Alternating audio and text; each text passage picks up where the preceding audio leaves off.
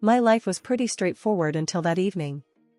I'm Lucy, a 29-year-old web designer, living in a cozy house, the one I grew up in. My husband, Mark, is an engineer at a local factory. He's a big guy, always buried in his gadgets, coming home to either play on the computer or scroll endlessly on his phone. That evening, I was tapping away on my laptop, trying to wrap up a project, when Mark walked in, looking more serious than usual. He slumped down next to me, causing the couch to creak under his weight. "Lucy, we need to talk," he said, running his hands through his hair. I paused, sensing the weight of his words. "It's about my grandma, Eleanor. She's not doing well, and I want to bring her here to live with us." I stared at him, my mind racing. "Here? In our house?" I asked, my voice tinged with disbelief. "Yes, here. She's got senile dementia, Lucy. She needs family around her," he insisted, his brow furrowed. I remembered Eleanor from our wedding, a lively woman, her laughter filling the room. The image didn't fit the frail, ailing grandmother Mark was describing. "Mark, you know our house isn't big. And we both work full-time. How are we supposed to care for her?" I questioned, my tone rising. "We'll figure it out, Lucy. She's my grandma. We can't just leave her," he shot back, his voice firm. The room filled with a tense silence. I looked at him, his eyes pleading. I sighed, feeling the weight of the situation descend upon me. "And what about her house, her stuff?" I probed, trying to understand the full picture. "She can't live alone anymore, Lucy.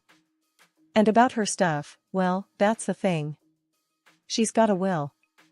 If we put her in a nursing home, we lose everything. She's wealthy, you know that. It's all because of her late husband," he explained, his voice softening. I shook my head, feeling trapped. "So, it's about the money too?" I accused, the words bitter in my mouth. "It's not like that. It's just, we have to think about everything, Lucy. It's complicated," he defended, his face flushed. I stood up, pacing the room. "We should discuss this together, Mark. It's not just your decision. This is my house too, remember?" He nodded, looking up at me with those big, tired eyes. I know. Let's sit down and figure this out, okay? But just know, she's family, Lucy. We can't turn our backs on her." As I sat back down, the weight of the decision pressed down on me. The idea of caring for an elderly relative was daunting, and the thought of our lives turning upside down was overwhelming. The night stretched on as we discussed, argued, and planned. But one thing was clear, like it or not, Eleanor's arrival was going to change everything. And this was just the beginning. The next morning, after a restless night, I was sipping my coffee when Mark brought in a stack of papers. The top sheet was a legal document, Eleanor's will.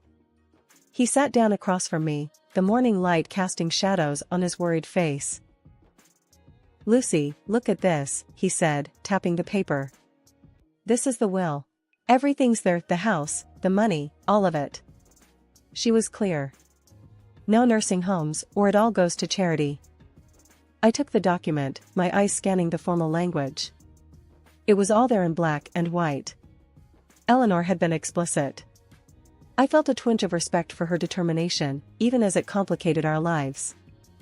"And what about her care?" I asked, setting the paper down. "How do we manage that and work at the same time?"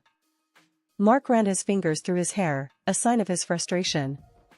"We can hire someone, maybe a nurse or a caretaker." "And who's going to pay for that, huh?" I snapped, the reality of the situation sinking in. "We aren't exactly rolling in dough, Mark." He sighed, leaning back in his chair. "We'll use some of the inheritance money. It's what she would have wanted, right? To make sure she's taken care of?" I folded my arms, skeptical. "Seems convenient. Use her own money to make sure we get the rest of it." "It's not like that, Lucy," he retorted, his voice rising. "This is about family, about doing the right thing." I looked away, the bitterness swelling in my throat. Right, the right thing. And when did we decide that her living with us was the right thing? He stood up, his chair scraping against the floor. when I realized she had no one else, Lucy. My sister's got her hands full, and my parents are too old to deal with this. I stood too, my own anger flaring. And what about me, Mark? What about my work, my life? Do I just put everything on hold for this? He paused. I know it's a lot to ask, Lucy. But we're in this together, aren't we? I let out a long sigh, the fight draining out of me. Together, I echoed, though the word felt heavy on my tongue. We spent the rest of the day making calls, arranging for assessments and care consultations. The reality of our decision was setting in, each phone call a reminder of the commitment we were about to undertake. By evening, we had a plan, albeit a shaky one. A nurse would come in during the day, and we'd take turns caring for Eleanor at night. The costs would be covered by the inheritance, at least for now. The day Mrs. Eleanor arrived is etched into my memory with stark clarity. The van rolled up, and there she was, frail and disoriented in her wheelchair. Mark's sister and parents were there too, all hands to help with the move. But as soon as Eleanor was settled in, they vanished, leaving me staring at the back of their departing car, the weight of responsibility heavy in my chest. Mark seemed oblivious to my growing panic, casually handing me a list of Eleanor's needs and schedules as if I were a hired nurse. You work from home, Lucy, you can manage this better, he said, not meeting my eyes. I was flabbergasted. Manage this? Mark, I'm a web designer, not a caretaker. And what about you? She's your grandmother. He shrugged, the conversation clearly over for him.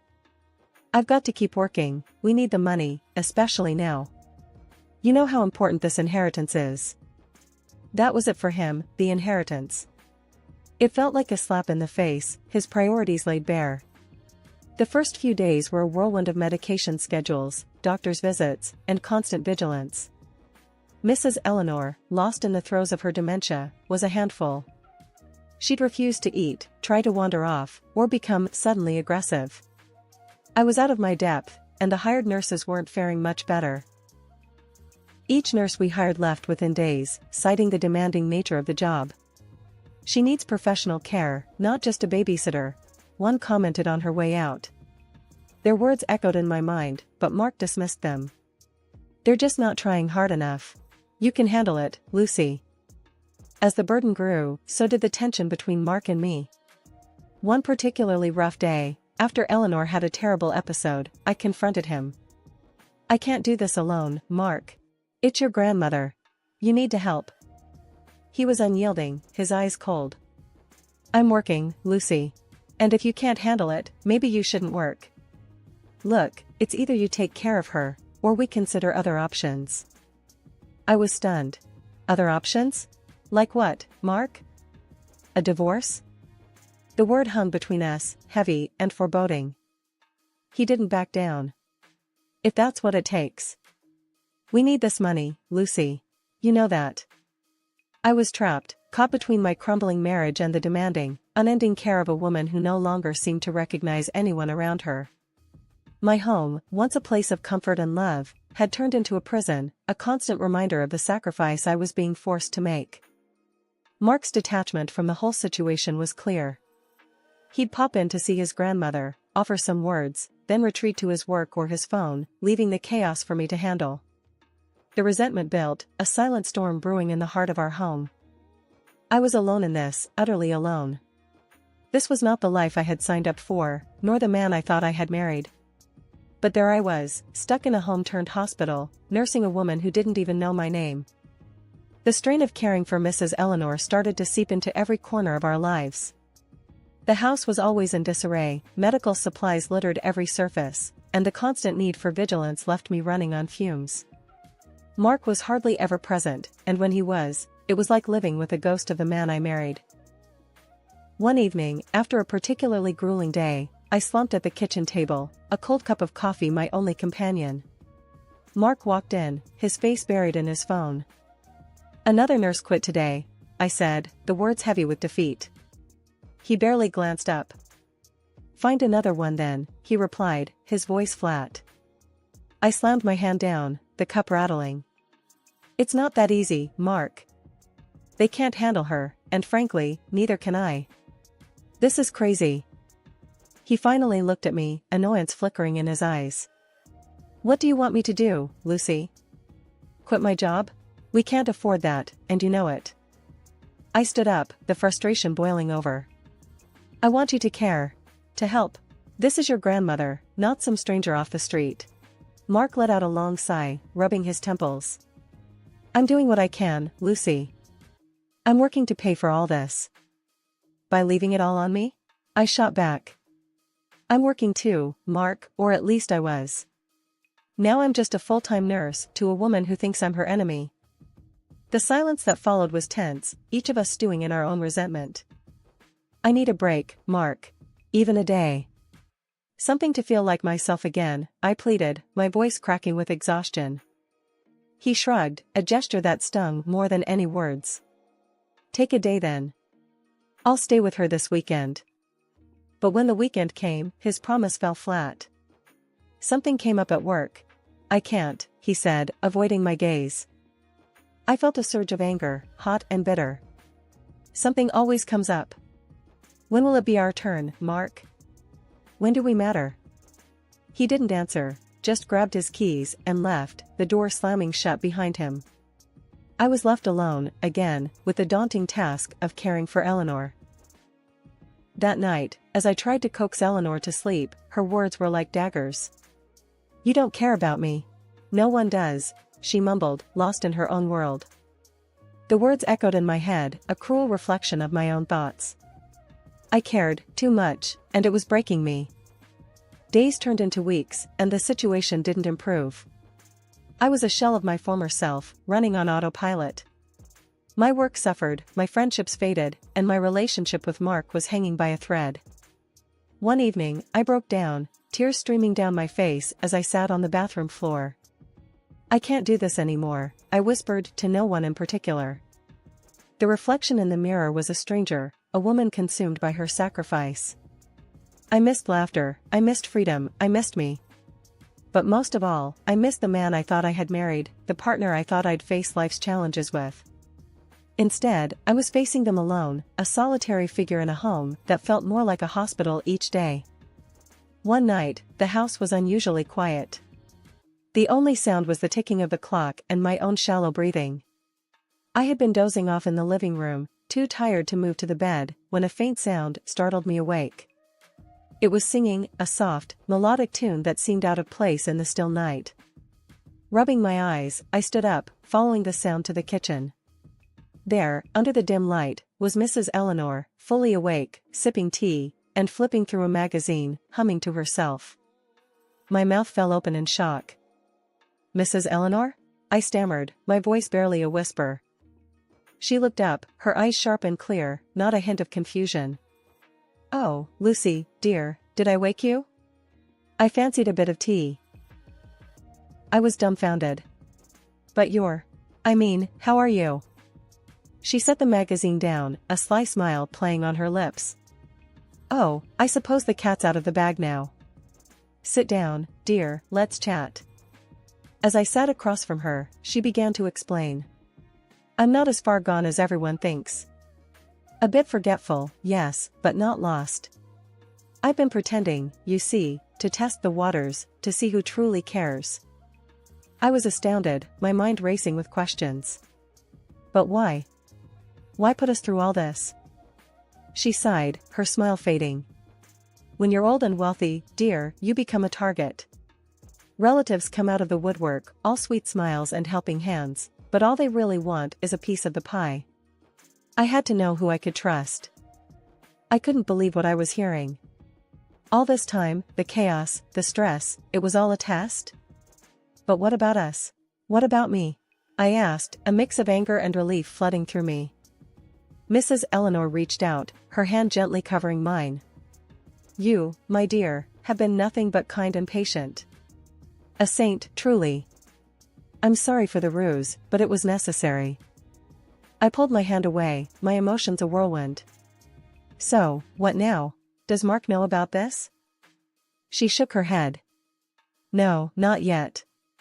And I'd prefer it stays that way for a little while longer. I'm not quite done observing. I stood up, my mind made up. This ends now, Mrs. Eleanor. The pretending, the games, all of it. It's not fair to anyone. She looked up at me, a twinkle in her eye. Fair enough, dear. But let's keep it between us for now, shall we? I promise, no more games. As I went back to bed, her words echoed in my mind. The revelation was both a relief and a new burden. I was free from the constant care, but now I was a keeper of a significant secret, one that could change everything. Life had settled into an uneasy routine. I was back to working full-time, while Mrs. Eleanor, very much aware and capable, whipped up the most amazing dishes for us. We'd laugh and chat, our relationship blossoming into something genuine and warm amidst the chaos. But that warmth was about to be tested. The doorbell rang one afternoon, shattering our peaceful bubble. Mark's sister Linda barged in with her parents in tow, their eyes roaming the house like vultures. Mrs. Eleanor sat quietly, a frail figure in her chair, a master at playing her part. "All right, let's get down to brass tacks," Linda announced, her voice slicing through the niceties. "We're here to discuss the assets. It's time to split things up properly." I frowned, watching them circle like sharks. "Split what up?" "Eleanor's right here, and she's not going anywhere." Mark, who had been silent, chimed in. "Lucy, stay out of this. This is family stuff." "Family? And what am I then?" I snapped, my patience thinning. His mother scoffed. "You're just the wife, dear. Here by convenience." I stood up, my anger flaring. "I've cared for Eleanor more than any of you ever did. And you dare talk about splitting her assets right in front of her?" Linda leaned in, her words venomous. "Listen here, honey, you're way out of your league. This is about the inheritance, big money, something you couldn't possibly understand." Mrs. Eleanor sat silently, her eyes flicking between us, a slight nod to me the only sign of our shared secret. Mark's father spoke up. "We're just taking what's rightfully ours. Eleanor would have wanted her family to be well off." "That's bull, and you know it," I retorted. "All you care about is the money. Not once did you ask if she's happy or healthy." The room erupted into shouting, each trying to shout over the other. It was then Mark turned to me, his face hard and cold. "Lucy, you're nothing but an outsider in this. And you know what? I'm done. Done with you, done with all of this. I've got someone else now, someone who understands me." The words hit like a truck. I stared at him, the man I thought I knew, now a stranger. "So, that's it, huh? After all this, you're just walking away?" He didn't even flinch. "Yeah, that's right. I'm out. And once this is all settled, I'll be sitting pretty with my share." The greed was palpable, the air thick with it.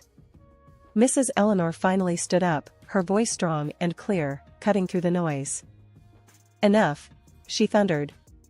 "I've sat here, listening to you all squabble over me like I'm a prize pig at the fair. But I'm not. I'm a person, and I'm disgusted by what I've heard." The room went silent, everyone went into a state of shock. And Linda almost fainted. Mrs. Eleanor's gaze was steely. "I pretended to be moral than I am, to see how you'd all react. And oh, what a revelation it's been." The room erupted into chaos, everyone speaking at once. "Pretended? What the hell does that mean?" Linda's voice was sharp, accusatory. "You're all so eager for your share, so blinded by greed that you can't see what's right in front of you," Grandma said. She turned to me, her gaze softening. "Lucy, you've been a light in this dark time. And for that, I'm grateful." As the family left, their tails between their legs, Mark shot me a look of pure venom. "This isn't over," he hissed. But it was over, at least for me. Mrs. Eleanor had orchestrated the family dinner with precision, inviting every relative. The house buzzed with a tense energy as they gathered, whispers and sideways glances filling the room. I stood beside Mrs. Eleanor, feeling more like an ally than ever. As we all sat down to dinner, the clinking of cutlery and forced pleasantries couldn't mask the undercurrent of greed that had brought them all here. Mrs. Eleanor let them chatter for a while, biding her time. Then, as the main course was served, she cleared her throat, commanding the room's attention. I've invited you all here for a reason, she began, her voice strong and unyielding. I've seen it all. The way you've circled like vultures, waiting for your piece. Well, I'm not dead yet, and I won't be your meal ticket. Mark's sister, Linda, tried to laugh it off. Oh, come on, grandmother. What are you saying? Mrs. Eleanor's gaze was like steel. I'm saying I know about the greed, the plotting. And I'm disgusted. Mark's face turned a deep shade of red, his eyes darting between me and his grandmother. This is your doing, isn't it, Lucy? You've been filling her head with nonsense. I stood my ground, my voice calm but firm. No, Mark. I've been caring for your grandmother while you and your family counted the dollars in her bank account. The accusations flew, tempers flaring. Mark's father banged his fist on the table. You can't just change everything. We're your family. Mrs. Eleanor didn't flinch. A family that sees me as a paycheck? No, I don't think so. I'm changing my will, and none of you are included. Not after what I've witnessed. Mark stood up, his chair scraping against the floor. You're going to regret this, both of you. You'll see. But Mrs. Eleanor was resolute. No, Mark. I think it's you who will regret. Regret how you treated me, how you let your greed blind you. As the relatives stormed out, muttering curses and threats, I felt a mix of fear and triumph. The truth was out, the masks had fallen off. Mrs. Eleanor and I were in this together, come what may. The door slammed shut on the last of them, and the house fell into a heavy silence. The house was quiet, a stark contrast to the recent upheaval.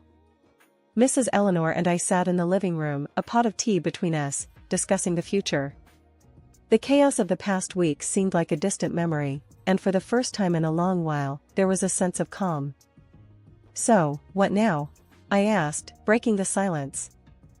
Mrs. Eleanor smiled, her eyes twinkling. Now, my dear, we start fresh. A new will, a new way of living. And for you, a new life without the dead weight of greed. I chuckled, the sound light and free. I can't believe it's over. That you're really going to rewrite your will. She nodded, her expression serious. Yes, and this time it'll be on my terms. No more manipulation, no more greed. The doorbell rang, shattering the moment. I stood to answer it, my heart in my throat. It was a delivery man, a large envelope in his hands. Lucy Collins? He asked, and I nodded, taking the envelope. It was the divorce papers, Mark's final act of cowardice. I signed them, a feeling of liberation washing over me as I handed them back to the man. When I returned, Mrs. Eleanor was watching me, a knowing look on her face. All done? She asked. All done, I confirmed, a smile spreading across my face. It's official. I'm free. We spent the day planning, talking about renovations to the house, trips we could take, and the joy of living without fear or obligation. As the sun set, casting a warm glow over the room, Mrs. Eleanor turned to me. Lucy, I want you to know, I'm leaving the house to you. And a good portion of my assets. You've earned it, more than anyone. I was speechless, tears pricking at my eyes. Mrs. Eleanor, I don't know what to say. Say you'll live your life to the fullest, she replied, her voice firm. No looking back, no regrets. I nodded, a sense of determination filling me. I promise. And I'll take care of you, too. We'll take care of each other. The next few days were a blur of activity. Lawyers, financial advisors, and contractors came and went, each playing a part in our new beginning. And through it all, Mrs. Eleanor and I stood firm, a team against the world. Here's to new beginnings, I said, raising my cup of tea. To new beginnings, Mrs. Eleanor echoed, her eyes bright with hope. The future was unknown, but it was mine to shape, and I was ready for whatever came next. With a sense of purpose and a heart full of gratitude, I stepped into the new day, ready to embrace whatever lay ahead.